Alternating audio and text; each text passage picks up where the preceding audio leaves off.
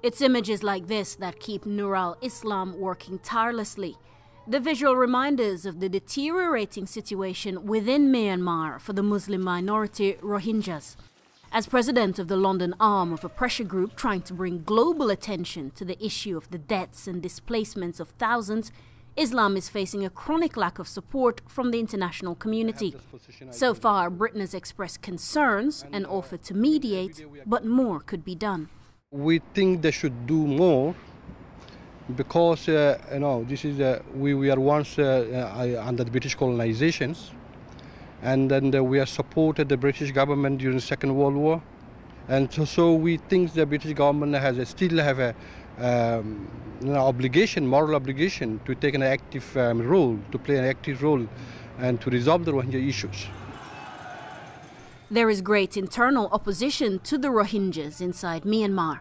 Critics accuse state-sponsored gangs of torching homes, extorting money, and carrying out extrajudicial killings in a series of attacks that have escalated since June, when 3 men from the minority community were accused of assaulting a Buddhist woman.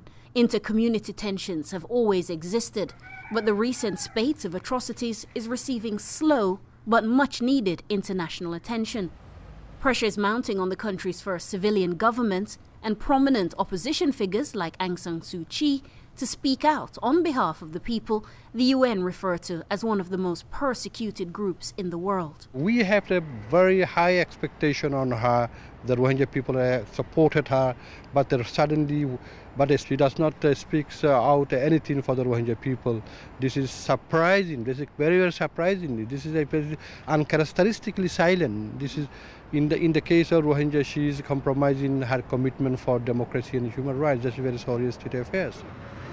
In the absence of any real domestic support, rights groups are hoping to shine an international spotlight on what they say is the ethnic cleansing of the Rohingyas inside Myanmar. So far, the response from the international community has been, at best, disappointing. This is really bad news for a community who are literally fighting for their lives.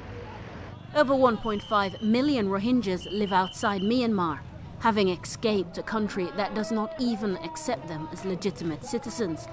Now rights groups are calling on international governments, especially Britain with its colonial legacy, and civil society to help the remaining Rohingya Muslims inside Myanmar before more blood is spilt. What do we want? Justice. When do we want it? Now. What do we want? Amina Taylor, Press TV, London.